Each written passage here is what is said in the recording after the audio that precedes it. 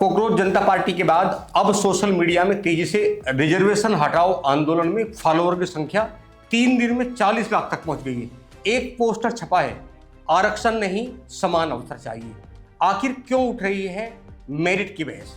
नमस्कार दोस्तों, मैं राजेश शर्मा और 7 इंडिया न्यूज के मंच पर आपका स्वागत है। देश में एक बार फिर से आरक्षण को लेकर बहस तेज हो गई है। सोशल मीडिया पर कॉकरोच जनता पार्टी के बाद रिजर्वेशन हटाओ आंदोलन का पेज तेजी से बढ़ता जा रहा है। 3 दिन में 40 लाख से अधिक फॉलोवर हो गए हैं, जिसका एक पोस्टर तेजी से वायरल हो रहा है, जिसमें लिखा है आरक्षण नहीं समान अवसर चाहिए, मेरिट हमारा हक है, कोटा नहीं। इस पोस्टर में आरक्षण व्यवस्था पर पुनर्विचार की मांग की गई है, लेकिन क्या इसके पीछे दिए गए तर्क क्या हैं और क्या इस मुद्दे का दूसरा पक्ष भी है, आज इसी पर बात करेंगे। पोस्टर में रखे एक प्रमुख तर्क, पोस्टर के अनुसार योग्यता के बावजूद कई लोगों को अवसर नहीं मिल पाते। सामान्य वर्ग के युवाओं के साथ भी अन्याय होने का दावा किया गया है। चयन में मेरिट को प्राथमिकता देने की मांग की गई है। आर्थिक रूप से कमजोर लोगों की मदद जाति के बजाय आर्थिक आधार पर करने की बात कही गई है। आरक्षण नीति की समय समय पर समीक्षा की मांग भी की गई है। पोस्टर में यह भी कहा गया है कि जाति आधारित राजनीति समाज को बांटती है। इन तर्कों के आधार पर पोस्टर में समान अवसर और मेरिट आधारित चयन की मांग की गई है। दूसरा पक्ष वहीं आरक्षण के समर्थकों का कहना है कि आरक्षण केवल आर्थिक सहायता नहीं, बल्कि ऐतिहासिक और सामाजिक भेदभाव की भरपाई का एक संवैधानिक उपाय है। सदियों से वंचित रहे समुदाय को शिक्षा और सरकारी नौकरियों में प्रतिनिधित्व दिलाने के लिए इसकी व्यवस्था की गई है। उनका मानना है कि जब तक सामाजिक समानता पूरी तरह से समाप्त नहीं होगी, तब तक आरक्षण की आवश्यकता बनी रहेगी। संविधान क्या कहता है आरक्षण पर? भारत का संविधान सरकार को सामाजिक और शैक्षिक रूप से पिछड़े वर्गों के लिए विशेष प्रावधान करने की अनुमति देता है। समय समय पर सर्वोच्च न्यायालय सरकारों ने भी आरक्षण नीति से जुड़े कई महत्वपूर्ण फैसले और बदलाव किए हैं। यानी निष्कर्ष ये है, स्पष्ट है कि आरक्षण का मुद्दा केवल राजनीति का नहीं, बल्कि सामाजिक न्याय, समान अवसर और प्रतिनिधित्व से जुड़ा एक जटिल विषय है।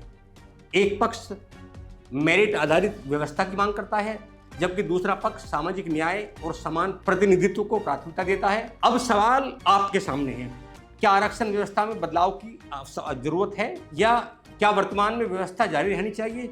अपनी राय हमें कमेंट बॉक्स में जरूर बताइए। नमस्ते दोस्तों, थोड़ा सा भावुक हूँ ये वीडियो बनाते हुए।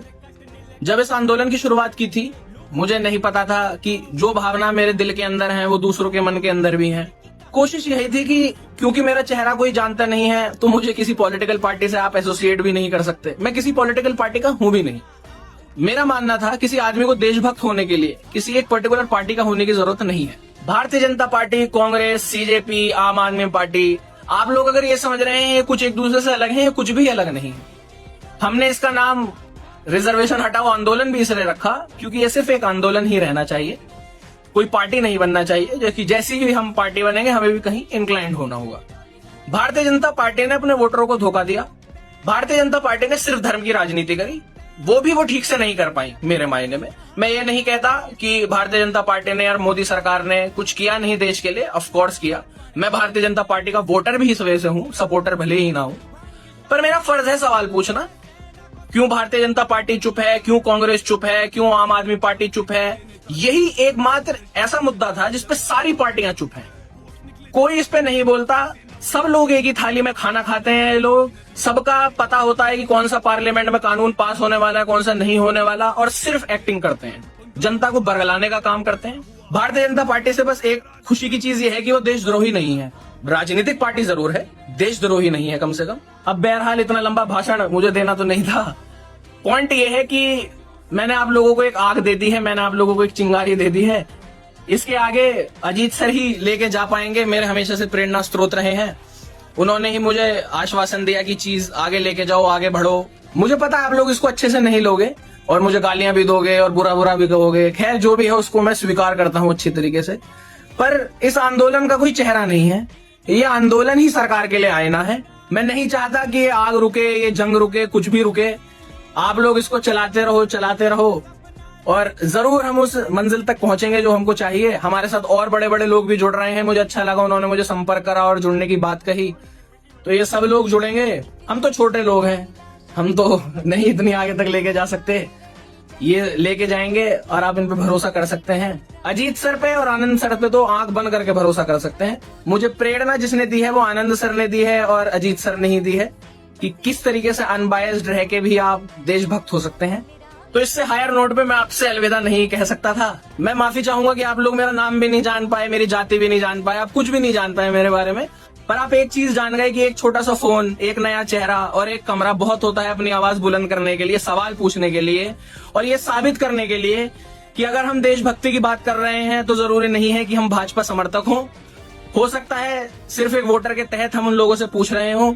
किसी भी तरीके के प्रोटेस्ट में आप लोगों को अभी जाने की कोई आवश्यकता नहीं है। 15 अगस्त तक तो कतई भी नहीं कोई भी आपको बरगलाए। बहुत सारी देश विरोधी ताकतें ये कोशिश करेंगी कि आप लोग एकजुट इकट्ठा हो और वहां पे हिंसा हो। बिल्कुल कुछ नहीं करना। लड़ाई देश के लिए है, लड़ाई देश से नहीं है। तो कोशिश करना हम जाति प्रथा हटाएं, एक समृद्ध देश बनाएं। आप लोग मुझे कोई भी नाम दें पर मेरी जाति हमेशा हिंदुस्तानी लिखना। जय हिंद, जय भारत। आपको यह वीडियो जानकारीपूर्ण कैसी लगी, इसे भी लाइक करें, शेयर करें और चैनल को सब्सक्राइब करना ना भूलें। नमस्कार।